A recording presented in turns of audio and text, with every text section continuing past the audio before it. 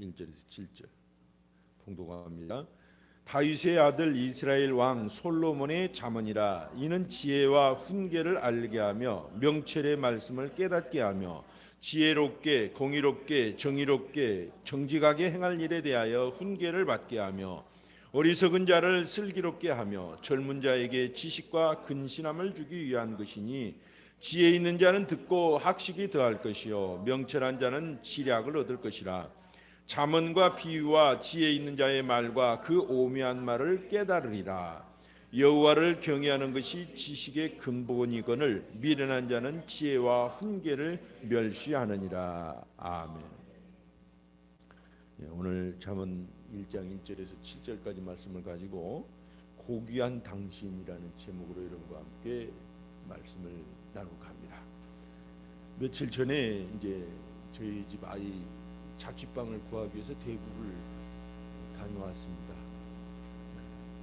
근데 집 앞에 어떤 키도 훤칠하게 큰, 자세도 꼿꼿한 어떤 남자분이 지나가시는데 몰골이 아주 좋지 않았습니다.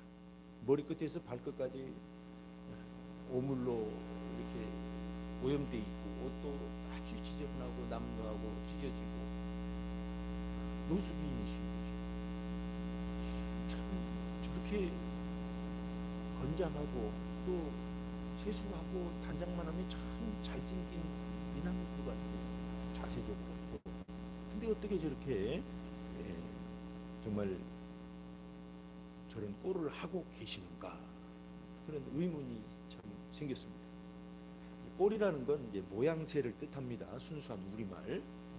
전국의 이 노숙인이 1년 전 통계로 8,956명 정도 된다고 합니다.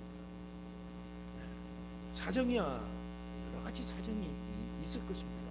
사업이 실패했거나 가정이 무너졌거나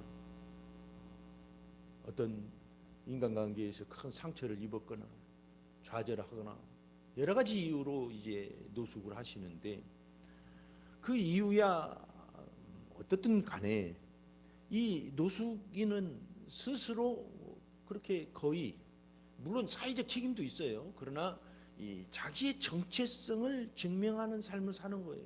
너무나 낙심하니까 나는 이 모양이야 하면서 스스로를 그렇게 만들어가는 것입니다.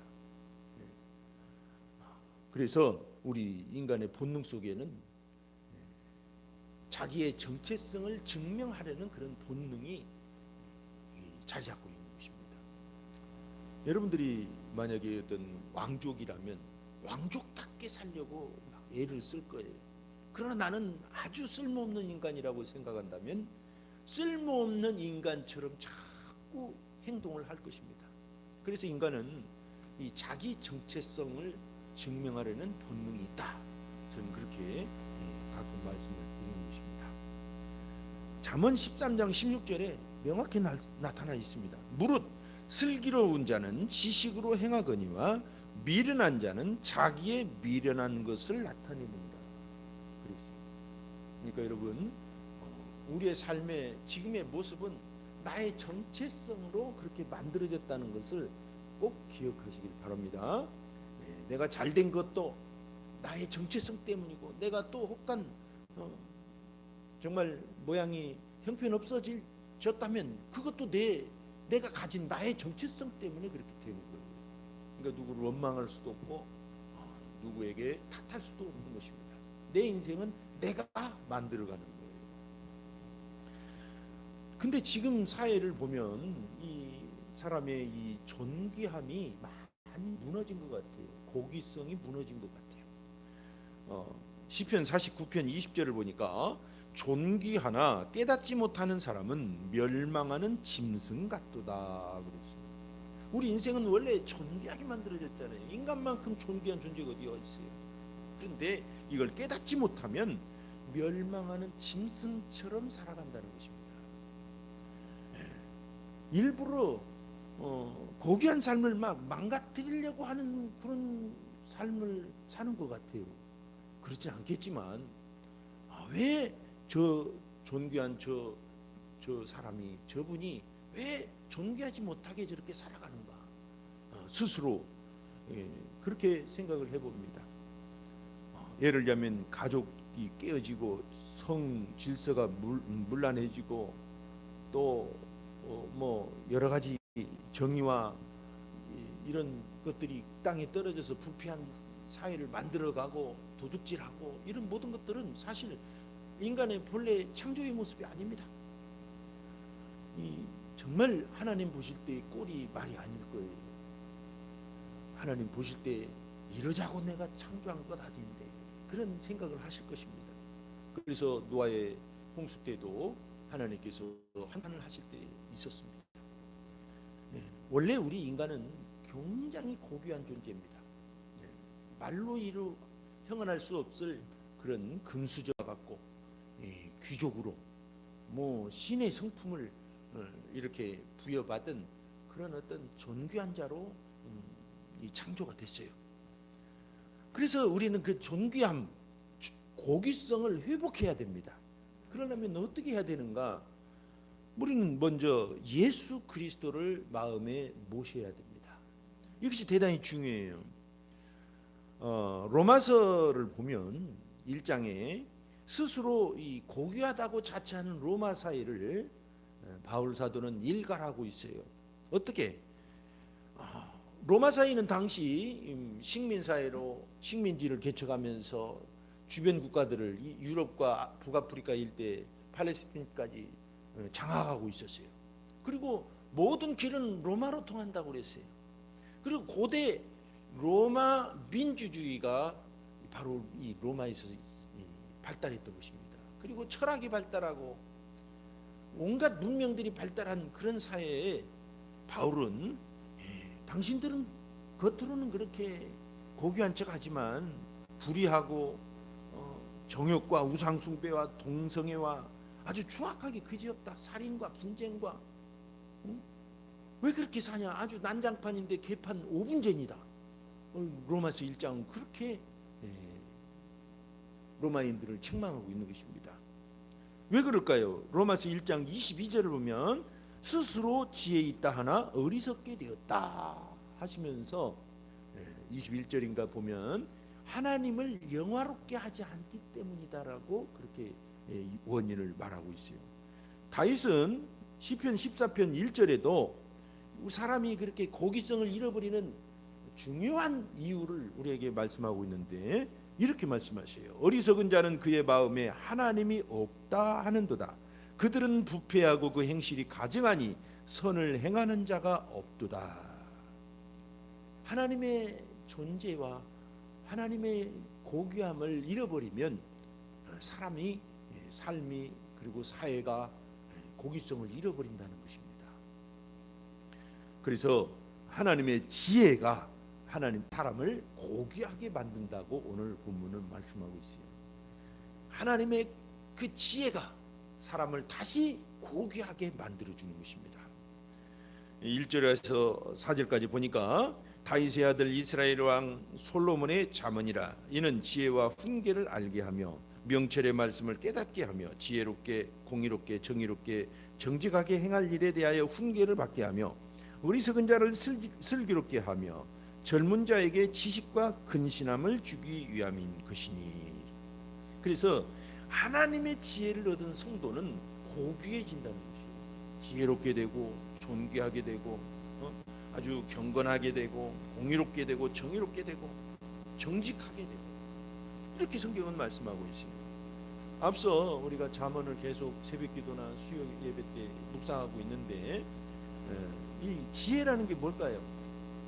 가치를 발견하는 안목이라고 이렇게 요약을 할 수가 있어요. 여러 가지로 표현이 되지만 그래서 천하보다 귀한 나를 아는 것, 이것도 지혜입니다. 나의 고귀함을 아는 것, 이것도 지혜예요. 이걸 어떻게 얻느냐? 바로 이 시편 16편 3절에 보니까 땅에 있는 성도들은 존귀한 자들이니 나의 모든 즐거움이 그들에게 있도다. 우리는 하나님의 자녀가 존귀한 자임을 깨달을 때 이 존귀함을 얻어가기 시작하는 거예요. 여러분 대단히 중요합니다. 아무리 정말 훌륭한 집안의 자제분이다 할지라도 스스로 노숙인이 되면 나는 쓸모없는 인간이라고 스스로 평가하면 그렇게 되는 거예요. 그렇지만 나는 예수 안에서 정말 하나님의 존귀한 자들이다, 고귀한 사람이다라고 생각하면, 그렇게 받아들이면 그렇게 또 사람이 되어가는 것입니다. 이것을 우리는 기억해야 돼요. 특별히 이 잠언에서 말씀하는 지혜는 이 단순한 지혜가 아닙니다. 세상에 말하는 그런 지혜가 아니에요. 단순한 말씀이 아니고 요한복음 1장의 말씀대로 이 말씀이 육신이 되어 나타났다, 이 성육신에 대해서 말씀하잖아요. 그래서 잠언에 있는 지혜는 곧 예수 그리스도를 말씀하고 있는 거예요. 예수 그리스도를 의인화했다, 이렇게 학자들은 그렇게 말을 하잖아요. 그래서 이 잠언 8장 22절을 보면 여호와께서 그 조화의 시작 곧 태초에 일하시기 전에 나를 가지셨으며, 이 지혜가 말을 하고 있는 것입니다. 이 나가 누굽니까? 바로 예수 그리스도이십니다. 이 땅에 오시기 전에 예수 그리스도, 30절에 보니까 내가 그 곁에 있어서 창조자가 되어 날마다 그의 기뻐하신 바가 되었으며 항상 그 앞에서 즐거워하였으며, 성자 하나님께서 하나님과 더불어 아버지 성부 하나님과 더불어 세상을 만드셨다는 것입니다. 이게 대단히 중요하죠. 그래서 잠언에 말씀하시는 이 지혜는 곧 그리스도를 예표하고 있는 것입니다. 그걸 꼭 기억하시길 바랍니다. 사람들은 이걸 모르고 그냥 잠언이 하도 이렇게 멋있는 말이기 때문에 예자에도 그려놓고 불신자들이지만 말씀이 너무 좋기 때문에 읽기도 하고 그래요. 저도 청년 때 하나님을 떠나서 살아갈 때 그래도 잠언은 읽었어요. 잠언을 읽으면 굉장히 마음이 감동이 오고 뭉클해지고 꼭 지혜로운 사람이 되는 것 같아가지고 잠언은 읽었어요. 그러나 이 잠언은 단순한 말씀이 아니에요. 잠언에서 말씀하시는 이 지혜는 곧 누구를 뜻한다? 예수 그리스도를 뜻하는 것입니다. 그래서 오늘 결론은 예수 그리스도가 하나님의 지혜요, 하나님의 비밀이라는 거예요. 그래서 골로새서나 에베소를 보면 하나님의 지혜, 하나님의 비밀, 곧 그리스도라고 말씀하고 있습니다.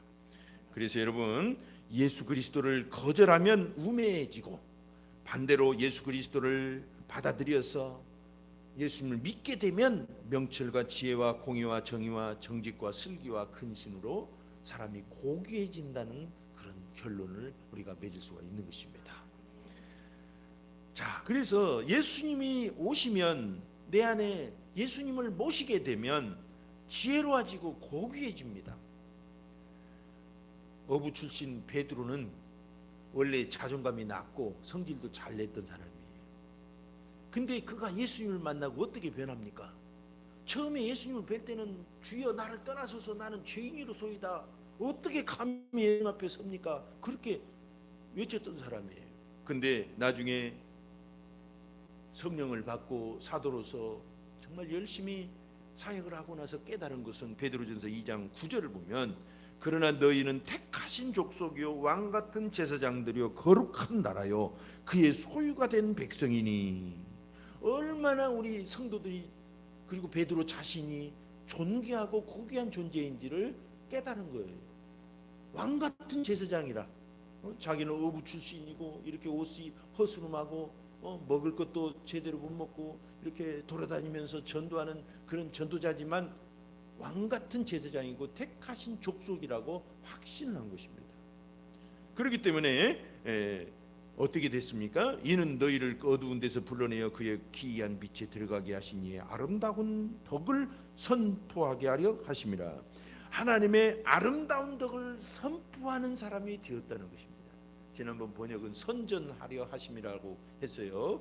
그 번역이 차라리 더 재미있는데, 원래 선포라는 뜻인데 선전이라는 뜻도 포함되어 있거든요. 하여튼 우리를 어두운 데서 이끌어내신, 정말 비참한 인생에서 마치 노숙인과 같은 죄인과 같고 지렁이와 같은 우리를 빛의 자녀로 이끌어내신 그분의 아름다운 덕을 드러내게 하시려고 우리를 존귀케 하셨다는 것입니다. 베드로가 깨달은 거예요. 얼마나 내가 우리 성도들이 존귀한 자고 고귀한 자인지를 한마디로 이렇게 요약하고 있는 것입니다. 고귀성의 근원은, 다시 말해서 고귀성을 회복하려면 예수 그리스도를 다시 우리 마음속에 모시면 되는 것입니다. 그리고 그걸로 끝나면 안 됩니다. 이제 예수님 안에서 거듭나면 고귀한 하나님의 자녀가 됐지만 그걸로 끝나면 안 돼요. 마치 애기들 나놓고 방치하는 거나 똑같아요. 내버려 두면 어떻게 해야 됩니까? 그래서 고귀한 말씀을 계속 들어야 되는 것입니다. 대단히 중요해요. 우리말이 그런 말이 있잖아요. 갈수록 태산이다. 뭔가 일이 잘 안 될 때 그러잖아요. 내 상황이 말이야 죽어라 해. 지금 안 돼. 신기하게도 인생을 진지하게 살펴보면 안 되는 사람은 계속 안 되고 잘 되는 사람은 계속 잘 되는 것 같아요. 왜 그럴까요? 우리가 잘못 봤을까요? 근데 실제로 세상은 그래요. 잘 되는 사람은 잘 됩니다. 근데 안 되는 사람은 계속 안 돼요. 그래서 부익부 빈익빈이 돼요. 세상이 정의롭지 못하기 때문입니까? 썩어 빠져서 더러워져서 그렇습니까? 그렇지 않아요. 영적 원리가 그렇게 돼 있어요. 그러니까 우리는 잘 되는 사람이 되어야 됩니다. 그래야 계속 잘 되는 거예요. 우리를 잘 되는 사람이라고 말해줘야 되는 것입니다. 그래야 잘 되는 사람이 되는 것입니다. 그래서 마가복음 4장 25절 보니까 있는 자는 받을 것이요 없는 자는 그 있는 것까지도 빼앗기리라. 이게 영적 부익부 빈익빈이에요. 있는 사람은 계속 받아요.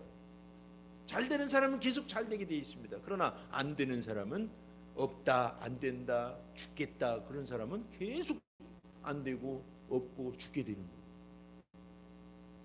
여러분, 그래서 우리가 말로 이게 자꾸 습관적으로 하는 게 그게 우리의 운명을 만든다는 걸 꼭 기억해야 됩니다.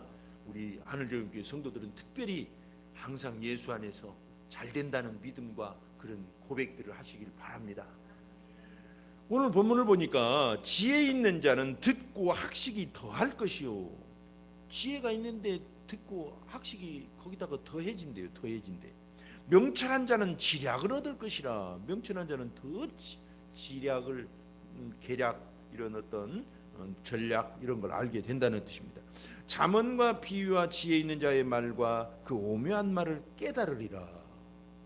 잘 되는 사람은 계속 잘 된다는 거예요. 어떻게 이런 일이 생겨납니까? 오늘 본문에 해답이 나와 있어요.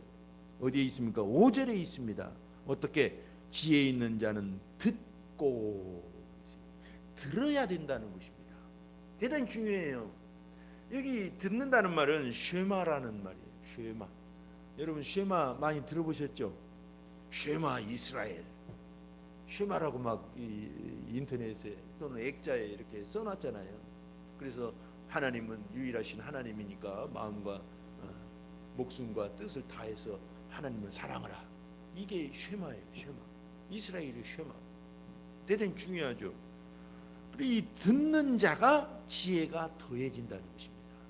듣는 자가 어떤 말을 들어요? 예수님의 지혜로운 말, 복음에서 말하는 나를 이기고 환경을 이기고 흑암을 이긴다는 그 믿음의 말, 십자가와 부활과 성령의 말씀. 그러니까 여러분 실패의 말 자꾸 들어서는 안 됩니다. 안 된다는 말 남들이 해주면 그거 새이 귀를 씻어버리세요. 옛날에도 우리 선조들은 안 좋은 말 들으면 물가에 가서 귀를 씻었잖아요. 새이라고 그래요.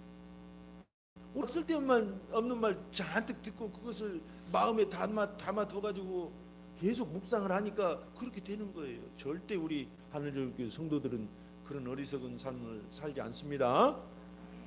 그런 말을 들으면 그냥 귀를 씻는다 생각하세요. 그리고 진짜로 세면대에 가서 귀를 씻어버리세요. 이런 상징적인 행동이 나의 삶을 고쳐나가고 대단히 중요합니다.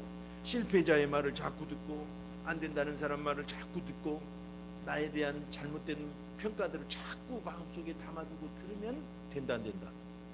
안 됩니다. 누가 옆 사람이 또는 가장 친한 사람이 가장 영향력이 있는 사람이 권위자가 나에 대해서 어떤 말을 해주면 좋은 말이면 가슴에 담아두세요. 그러나 좋지 않은 말이면 그냥 웃으면서 흘려버리세요. 아시겠죠? 세상은 95%가 부정적인 말을 하는 그런 상황입니다. 그래서 우리는 정말 듣는 것을 잘 걸러내야 됩니다. 필터링을 해야 된다는 거예요. 그래서 여러분, 우리는 성공적인 삶의 이야기를 계속 듣는 것입니다. 믿음의 말을 자꾸 듣는 것입니다. 내가 고귀하다는 것을 자꾸 듣는 것입니다. 내가 왕같은 제사장이다. 예수 안에서 내가 할 수 있거든요. 무슨 말이냐? 믿는 자에게는 능치 못할 일이 없느니라. 이런 능력의 말씀들을 자꾸 듣는 것입니다. 예수님이 나를 위해 나를 대신해 나와 함께 죽으셨기 때문에 나는 존귀한 자다. 나는 구원받았고 확신을 가지고 세상을 천국으로 일궈 갈 것이다.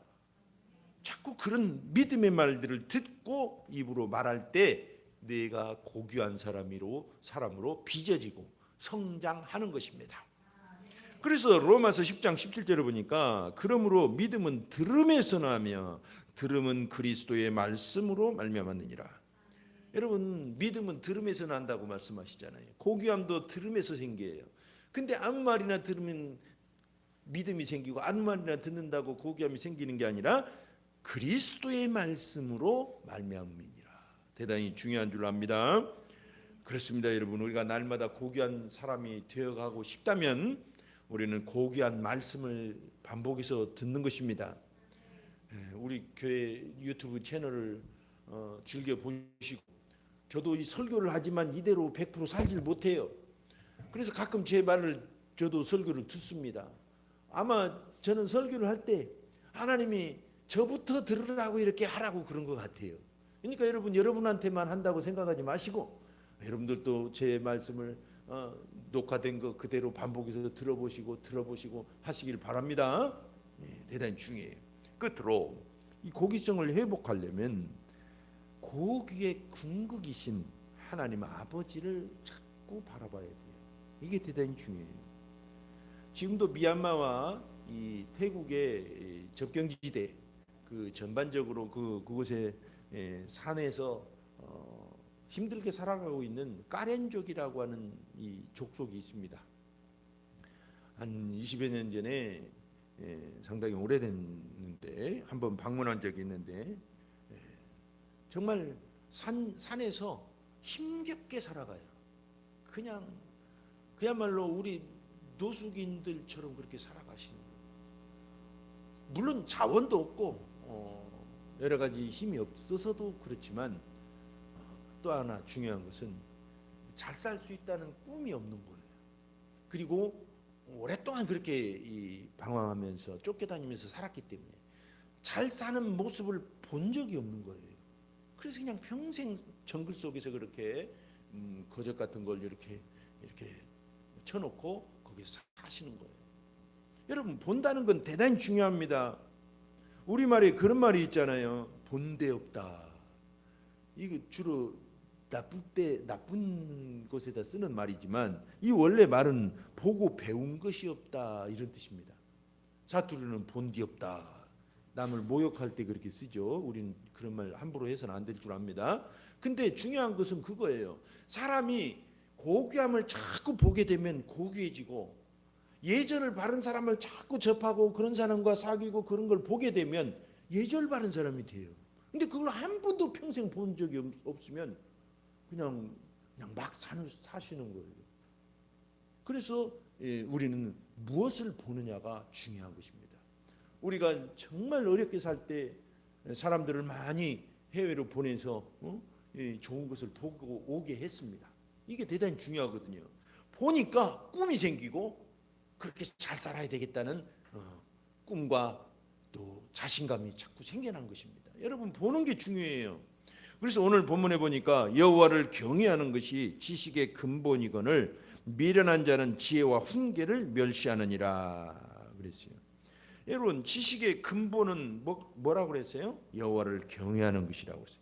여호와를 경외한다는 말이 무슨 말일까요? 물론 경외한다는 말은 두려워한다는 뜻이에요. 하나님을 함부로 하지 않고 그분을 두려워하고 그냥 무서워한다는 뜻. 무서워하고 어떻게 평생 살아요? 그러니까 본질은 뭐냐면 여호와를 경외한다는 건 그분이 계신다는 걸 믿고 항상 그분을 존경하고 바라보라는 것입니다.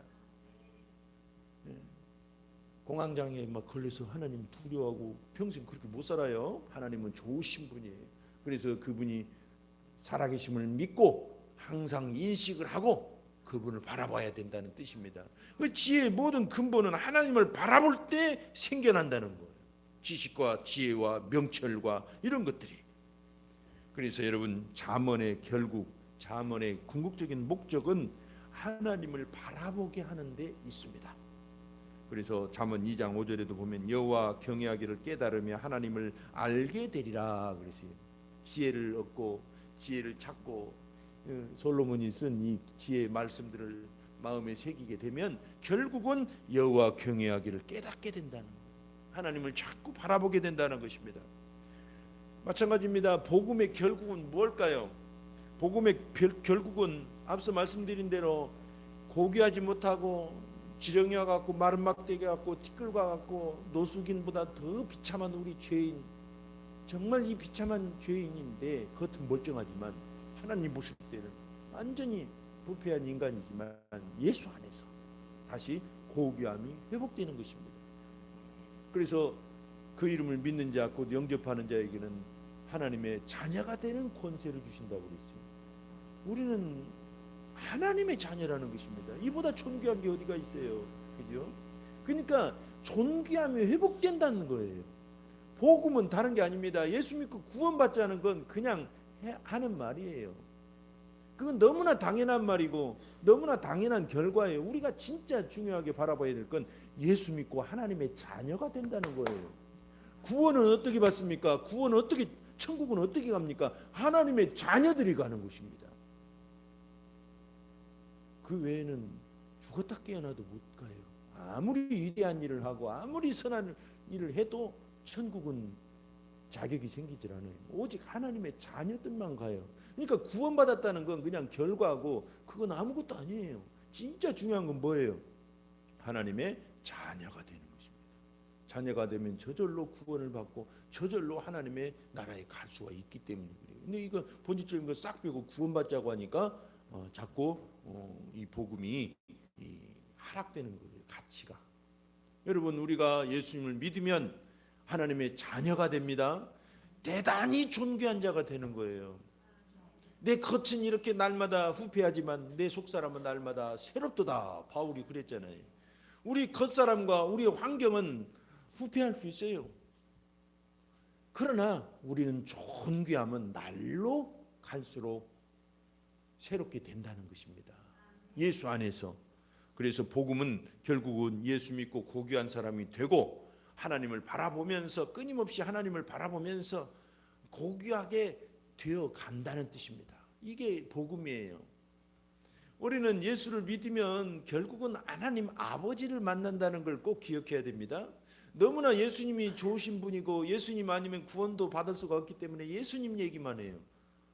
아닙니다. 예수님을 잘 믿어서 하나님 아버지를 만나는 거예요. 아시겠죠? 이게 복음이에요. 예수님 빼자는 얘기 아닙니다. 성삼위 하나님을 균형 있게 믿어야 된다는 것입니다. 성부 하나님, 성자 하나님, 성령 하나님을 균형 있게 믿을 때 우리는 존귀해지는 것입니다. 존귀한 자로 태어났으나 존귀하지 못하게 살아가면 소용이 없잖아요. 그것과 존귀하게 태어난 것과 존귀하게 사는 것은 또 다릅니다.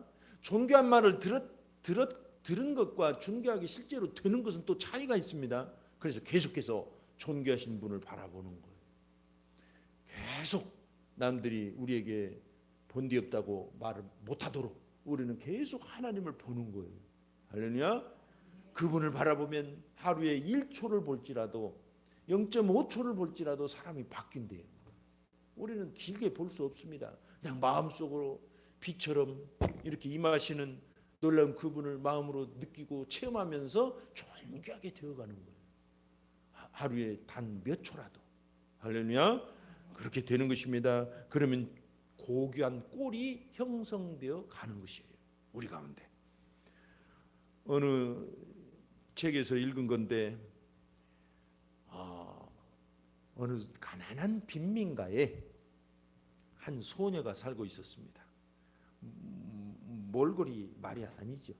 옷도 허스름하고 머리는 헝클어지고 얼굴엔 오물이 묻어있고. 근데 그 아이가 어느 날 길을 가다가 핀을 하나 주운 거예요. 그래서 그냥 한번 핀을 머리에다 꼽아봤어요. 그리고 집에 돌아와서 깨진 거울을 바라보니까 핀을 꼽은 머리가 이뻐 보였어요. 그래서 날마다 거울을 보면서 자기 얼굴을 조금씩 다듬어가기 시작했습니다. 머리도 빗고 나중엔 세수도 하고. 근데 세수를 했는데 옷이 말이 아니 꼬재재 하고, 그래서 옷도 빨아입고, 그리고 길거리를 걸어 다녔어요. 발도 씻고 깨끗하게. 그랬더니 사람들이 보고 아니 저 아이가 바뀌었다. 그랬더니 생각이 차츰 사람들의 생각이 바뀌기 시작한 거예요. 야, 우리 동네에도 저렇게 이쁜 아이가 살고 있구나. 이뻐질 수도 있구나 하고 사람들이 저 아이도 저렇게 사는데 우리가 이렇게 살면 안 되지 하고 길을 쓸기 시작하고 쓰레기를 치우기 시작하고 자기 집을 단장하기 시작하고 몸을 단장하고 이렇게 마을을 가꾸기 시작했다고 합니다. 그리고 열심히 살기 시작했대요. 그래서 나중에는 아주 아름다운 마을이 되었다는 그런 일화를 어느 책에서 읽은 적이 있습니다. 여러분, 그렇습니다. 사람은 작은 거, 아름다운 것을 자꾸 볼 때 변화될 수 있어요. 고귀해지고 존귀해지는 것입니다. 우리는 결코 하찮게 살기 위해서 태어난 거 아닙니다. 하찮은 인생은 따로 없어요. 그런데 우리 스스로가 하찮게 살아가는 것 뿐이에요. 모든 사람이 고귀하고 존귀하고 하나님 앞에 가치가 있어요. 근데 그렇게 사는 것이 더 중요하다는 걸 꼭 깨달아야 됩니다. 그러기 위해서는 첫째로 어떻게 하라고 그랬습니까? 예수님을 마음에 모셔서 내가 존귀한 사람으로 거듭나는 것입니다. 고귀한 사람으로. 그리고 계속해서 고귀한 말씀을 듣는 것입니다. 묵상하고 예배하고 설교를 듣는 것입니다. 그리고 자기 스스로에게도 계속 말을 해줘야 되겠죠. 고귀한 말씀을 해줘야 돼요. 그리고 끝으로 고귀한 분 하나님 아버지를 계속 바라보는 것입니다. 그리고 천국을 바라보는 거예요. 그렇게 될 때 우리는 남들도 몰라볼 정도로 고귀한 존재가 되어 있음을 발견할 것입니다. 그런 말이 있죠. 젊은이들이 자체 발광, 그냥 스스로 빛내는 거. 그럼 얼마나 좋아요. 연예인들을 주로 인기인들을 그렇게 표현을 하는데 우리 속담에 그런 말이 있어요. 미움도 제게서 나고 이쁨도 제게서 난다. 정말 명언 같아요.